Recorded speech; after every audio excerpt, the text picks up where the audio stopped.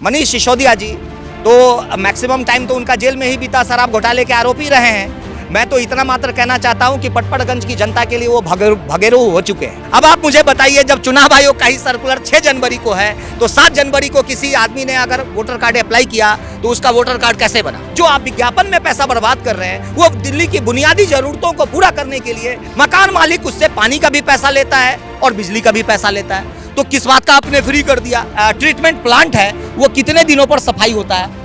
दिल्ली जल बोर्ड के पास जवाब ही नहीं है। तो केवल कथनी और करनी में इनका अंतर है। ये केवल लफ्फेबाजी में अवध ओझा को इस बार दिखाएंगे कि उनकी औकात क्या है, उनके पार्टी के रहनुमा को दिखाएंगे कि उनकी औकात क्या है। कांग्रेस अपने पुनर्जीवन की तलाश में है तो उसका तो सुपरस पहले से ही साफ है। गुलामों को उसके गुलामी का एहसास करा दो, क्रांति स्वतः हो जाएगी। तख्त बदल दो, ताज बदल दो, बेईमानों का राज बदल दो।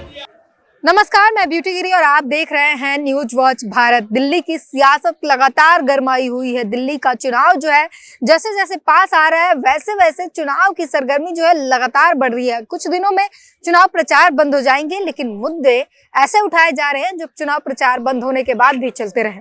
हमारे साथ इस वक्त बातचीत करने के लिए मौजूद है गोपाल प्रसाद। आपको बता दें, ये दिल्ली के पटपरगंज अवध ओझा के सामने ये मुसीबत बनकर खड़े हैं और ये केजरीवाल की लगातार पोल पट्टी खोल रहे हैं। सारे घोटाले क्या कहेंगे, अवध ओझा के सामने खड़े हैं। सबसे पहले तो आपकी सीट पर बात की जाए, वहां से मनोज सिसोदिया चले गए, अवध ओझा को नया मौका दिया गया है, उनके सामने आप खड़े हैं, क्या तैयारियां हैं? देखिए, सबसे पहले तो मैं अपना परिचय आपके चैनल के माध्यम से देना चाहता हूं। मेरा नाम गोपाल प्रसाद खटीक, जो बात बोलता है सटीक, सूचना का अधिकार कार्यकर्ता हूं और मूलतः बिहार के दरभंगा से बिलोंग करता हूं। चूंकि मैं 25 साल से दिल्ली में हूं और दिल्ली में मैं मंडावली एरिया में रहता हूं, तो इस तरह से मैं पटपड़गंज विधानसभा क्षेत्र के अंतर्गत में ही आता है, जो पटपड़गंज विधानसभा का सबसे पिछड़ा हुआ क्षेत्र है। सबसे पिछड़ा हुआ क्षेत्र है। वहां पर सब्जी मंडी है, वहीं पर लोकल स्टेशन है, लेकिन वहां पर डेवलपमेंट जो है आप जाकर के अपनी आंखों से देखिए, तब आपको पता चलेगा कि एमसीडी में भी केजरीवाल और कूड़ा मुक्त दिल्ली करेंगे, इस 2 नारों के बदौलत एमसीडी में सत्ता में आने वाले केजरीवाल जी लगता है कि सफाई व्यवस्था को पूरा का पूरा भूल चुके हैं। और मैं आपको बताना चाहता हूं, वहां के जो उनके जो राइट हैंड है मनीष सिसोदिया जी, तो मैक्सिमम टाइम तो उनका जेल में ही बीता, शराब घोटाले के आरोपी रहे हैं। तो क्या घोटाला किया नहीं किया वो तो सीबीआई और ईडी का विषय है। मैं तो इतना मात्र कहना चाहता हूं कि पटपड़गंज की जनता के लिए वो भगेरू हो चुके हैं। चूंकि इस बार उन्होंने जंगपुरा से लड़ने का प्लान बनाया, वो इसलिए कि क्षेत्र की जनता पूरी की पूरी उनको निकाल सीट बदल दी गई, अवध ओझा को दे दिया गया, आप भगौड़ा कह रहे हैं। देखिए, मैं आपको बताना चाहता हूं कि कोई भी आदमी सीट बदलता नहीं है। अगर वास्तव में आपने काम किया है और आपकी बातों में दम है और वास्तव में जनता के बीच में आप लोकप्रिय हैं, तो लोकप्रिय आदमी सीट क्यों छोड़ेगा? ऐसा तो होता ही नहीं है। तो मैं पहली बात तो ये बता दूं। दूसरी बात, जो आम आदमी पार्टी के जो प्रत्याशी हैं अवध ओझा जी, मैं आपको एकदम बहुत बड़ी जानकारी और ये पूरा मीडिया में प्रचारित प्रसारित भी हो चुका है, मैं केवल याद दिला रहा हूं कि वो वास्तव में पटपड़गंज के निवासी हैं ही नहीं। उन्होंने 7 जनवरी को वोटर कार्ड का अप्लाई किया। वो मूलतः नोएडा के निवासी थे और पहले फॉर्म 6 भर करके वोटर कार्ड प्राप्त करने के लिए आवेदन दिया था। फिर बाद में फॉर्म 8 भर करके उन्होंने वोटर कार्ड बनवाया है अपना, और जो कि पूर्ण रूपेण अवैध है। नहीं है कि वहां के हो तभी चुनाव लड़ेंगे। मैं बता रहा हूं, मैं देखिए, आप जर्नलिस्ट हैं, लेकिन टेक्निकली जो चीजें हैं, जो कानूनी पक्ष है, उसकी भी जानकारी रखिए तो मेरे विचार से बढ़िया रहेगा। चुनाव आयोग का जो सर्कुलर था नया वोटर कार्ड बनने के संदर्भ में, उसका डेडलाइन था 6 जनवरी। अब आप मुझे बताइए, जब चुनाव आयोग का ही सर्कुलर 6 जनवरी को है तो 7 जनवरी को किसी आदमी ने अगर वोटर कार्ड अप्लाई किया तो उसका वोटर कार्ड कैसे बना?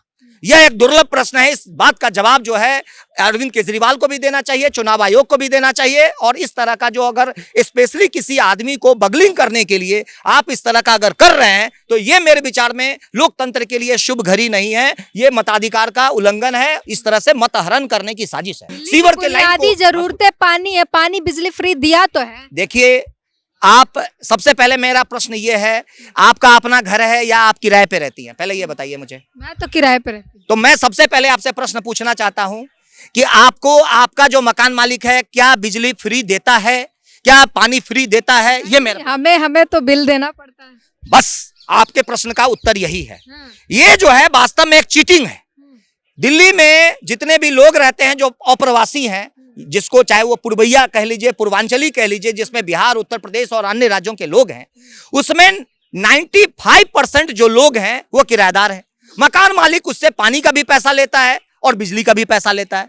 तो किस बात का आपने फ्री कर दिया? वो ये जो वास्तव में फ्री है, ये झुग्गी झोपड़ियों में जो रहने वाले लोग हैं, जो अनऑथराइज्ड टूटी लगा करके और पानी ये करते हैं, तो उनके लिए केवल फायदेमंद है, बाकी के लिए नहीं है। तो वास्तव में हम तो डिमांड कर रहे हैं कि मैं अगर किराएदार हूं और मकान मालिक हमें बिजली और पानी का पैसा लेता है, तो सबसे पहले इस पे रोक लगनी चाहिए। दूसरी बात, आप नहीं चाहते दिल्ली का विकास हो, केजरीवाल रहेंगे तभी दिल्ली का विकास होगा? ये किसने कहा आपसे? ये आप अपने मन से जोड़ रहे हैं। मैं तो अरविंद केजरीवाल कह रहे हैं। मैं केजरीवाल के नीतियों का सख्त विरोधी हूं। मेरा किसी से व्यक्तिगत दुश्मनी नहीं है, लेकिन मैं आपको बता देना चाहता हूं। खराब क्या है नीतियां उनकी, बताइए। देखिए, क्या गलत किया? मैं आपको बता रहा हूं, इस देश में वास्तव में 3 चीज मुफ्त निःशुल्क मिलनी चाहिए। मुफ्त के जगह पर निःशुल्क शब्द का मैं प्रयोग करूंगा। मुफ्त किसी के बाप की जागीर नहीं है। मुफ्त वास्तव में शिक्षा होनी चाहिए, सबों के लिए होनी चाहिए, बिल्कुल निःशुल्क। स्वास्थ्य सुविधा सबों के लिए निःशुल्क होनी चाहिए। और तीसरी, जल जो हमारा प्राकृतिक संसाधन है, वो सबों के लिए निःशुल्क होना चाहिए, निर्बाध होना चाहिए और शुद्ध पेयजल की आपूर्ति होनी चाहिए। तो वास्तव में अभी मैंने एक RTI लगा करके पूछा कि क्या आपका जो ड्राम है, जो ट्रीटमेंट प्लांट है, वो कितने दिनों पर सफाई होता है? दिल्ली जल बोर्ड के पास जवाब ही नहीं है। तो आप सोचिए, जो आदमी शुद्ध पेयजल ही आपको आपूर्ति नहीं कर रहा है, 40 साल से उसका जो ड्रेनेज जो सिस्टम है, जहां से पानी स्टोर होता है, उसकी सफाई ही नहीं हुई है, तो आप क्या शुद्ध जल पी रहे हैं? क्या आप दावा कर रहे हैं कि हम शुद्ध जल आपको पिलाया जा रहा है? तो इसलिए दिल्ली में तो काला पानी। तो मैं यही बात बताना चाहता हूं कि जो सरकार आपको शुद्ध पेयजल आवंटित नहीं कर रही है, वो सरकार किस काम की है? शुद्ध फ्री ऑफ कॉस्ट के बजाय दिल्ली में रहने वाले हर लोग भाड़ा पे कर सकते हैं, पानी का फीस पे कर सकते हैं। जब तो ये सारा कुछ जब पे कर सकते हैं, तो आप उसको निर्बाध कंटिन्यू जो है बिजली दीजिए, कंटिन्यू पानी दीजिए, कंटिन्यू जो है उनकी स्वास्थ्य सुविधाओं का विस्तार दीजिए। देखिए, पटपड़गंज एरिया में एक ही हॉस्पिटल है, वो है लाल बहादुर शास्त्री हॉस्पिटल। और उस अस्पताल की दुर्दशा जाकर के देखिए कि कितना रश रहता है और बेडों की संख्या नहीं है, डॉक्टर्स का अभाव है। ऐसी स्थिति में आप बात कर रहे हैं कि दिल्ली को हम लंदन बना देंगे। वास्तविकता यह है कि वहां पर स्वास्थ्य सुविधाओं का, बुनियादी सुविधाओं का, स्वच्छता का कोई भी मानदंड का मतलब क्राइटेरिया पूरा ही नहीं होता। तो केवल कथनी और करनी में इनका अंतर है। ये केवल लफ्फेबाजी में और मीडिया, ये चुनाव के वक्त में इनको सब पूरा आश्वासन का लॉलीपॉप जो है वो दिखा रहे हैं और दिल्ली की जनता को पुनः बेवकूफ बनाना चाह रहे हैं। ये नहीं चलेगा, इसलिए कि आप दिल्ली की जनता पक चुकी है, वो समझ चुकी है। वो भी ये जानती है कि इन्हीं की सरकार पंजाब में है। अगर ये फ्री की बात कर रहे हैं 2100 रुपए की, पंजाब सरकार ने भी फ्री के लॉलीपॉप दिखा करके सत्ता में आई थी, वहां वो चीज पूरा क्यों नहीं हुआ? वहां कोई भी स्कीम पूरा नहीं हुआ। यही हाल जो है भाजपा की सरकारों का, यही हाल कांग्रेस की सरकारों का है। तो सबसे पहले आपको प्रश्न पूछने से पहले आम आदमी पार्टी, भाजपा और कांग्रेस के शासित जो राज्य हैं, उनमें उन फ्री स्कीम्स का क्या करंट स्टेटस है, ये भी जनता को बताना चाहिए। कुल मिलाकर के चुनाव आयोग का जो नियम है, वो है पीपुल्स रिप्रेजेंटेशन एक्ट, जिसमें किसी भी मतदाता को आप प्रलोभन दे करके उनका वोट लेने का काम नहीं करेंगे। यह आदर्श आचार संहिता का उल्लंघन है। और ये तीनों दल, मैं आपको कहता हूं, ये तीनों पार्टियां अभी देखिए कि नई दिल्ली सीट पे जो प्रवेश साहेब सिंह वर्मा है, जो सिरसा है, ये खुलेआम 1100 रुपया नोट बांट रहे हैं और ये पूरा वीडियो वायरल हो चुका है। मैं आपको बता देना चाहता हूं, आप कांग्रेस की बात कर रहे हैं। जब शीला दीक्षित मुख्यमंत्री थी तो उनकी जो बहन है वो फाइल पर साइन करती थी। आज बात कर रहे हैं संदीप दीक्षित जी, मैं उनको बता देना चाहता हूं कि उनकी जो मौसी थी, वो जब तक फाइल पे साइन नहीं करती थी, कोई फाइल ऊपर मुख्यमंत्री उस पर साइन नहीं करती थी। तो मैं चीजों को, पर्दे के पीछे का जो समीकरण है, ये भी आपको जानना पड़ेगा। लेकिन मैं एक ही बात कह रहा हूं, हम एंटी एबीसी फैक्टर पर काम कर रहे हैं। ए for Aam Aadmi party, B for BJP and C for Congress. Awadh Ojha को इस बार दिखाएंगे कि उनकी औकात क्या है, उनके पार्टी के रहनुमा को दिखाएंगे कि उनकी औकात क्या है। दिल्ली की जनता इस बार बदला लेने के मूड में है और एकदम पूरा का पूरा भूचाल आ जाएगा और आपको चौंकाने वाले इस बार परिणाम मिलेंगे। आप कहते हैं कि दिल्ली का बजट जो है घाटे में जा रहा है, ये लॉस बता रहे हैं। केजरीवाल कह रहे हैं हम फायदे में, कोई दिक्कत नहीं है पैसों की। देखिए, आप लोग सही पहले सूचना को पहले प्राप्त करना चाहिए। मैं 2 चीज आपसे कहना चाहता हूं और यही चीज आपको अरविंद केजरीवाल और आम आदमी पार्टी के प्रेस कॉन्फ्रेंस में आप जरूर पूछिएगा। पहला, आप उनसे यह पूछिए कि आप अगर इतनी शासन प्रशासन में आपकी ट्रांसपेरेंसी है, तो सबसे पहले यह बताइए कि सीएजी की रिपोर्ट को आपने 500 दिनों तक ठंडे बस्ते में क्यों रखा? ऐसे सीएजी की रिपोर्ट 10 हम भी दिखा देंगे। तो ऐसा है, सीएजी की रिपोर्ट की अपनी ऑथेंटिसिटी है, उसका एक ब्रांड है और वो किसी भी सरकार के पक्ष में काम नहीं करती। जो हिसाब कहता है तो वो हिसाब जो है वो अकाउंटेबल तरीके से, चाहे वो केंद्र सरकार के भी खिलाफ में होती है, अन्य राज्य सरकारों के भी खिलाफ होती है। उसकी रिपोर्ट को आतिशी ने चुनाव के ऐन वक्त में क्यों गवर्नर के पास भेजा, ये एक बहुत बड़ा प्रश्न है। आप अगर ईमानदार होते तो सीएजी की रिपोर्ट को आउट होने देते, और अगर एलजी साहब ईमानदार होते, अगर इन दोनों में पैक्टिंग नहीं होता तो इससे क्या कहते हैं उस रिपोर्ट को ये करने के लिए प्रेशर देते, लेकिन ये भी कुछ नहीं कर पाए। तो इस तरह से आम आदमी पार्टी और बीजेपी की पैक्टिंग चल रही है, और कांग्रेस तो कहीं रेस में है ही नहीं।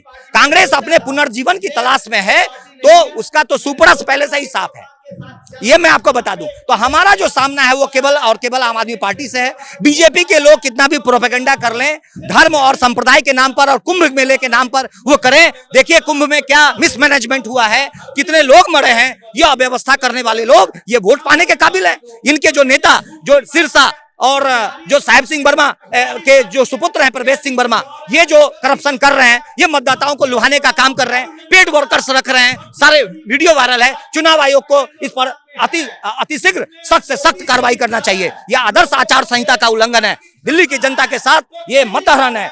मैं आपको कहता हूं, गुलामों को उसके गुलामी का एहसास करा दो, क्रांति स्वतः हो जाएगी। तख्त बदल दो, ताज बदल दो, बेईमानों का राज बदल दो।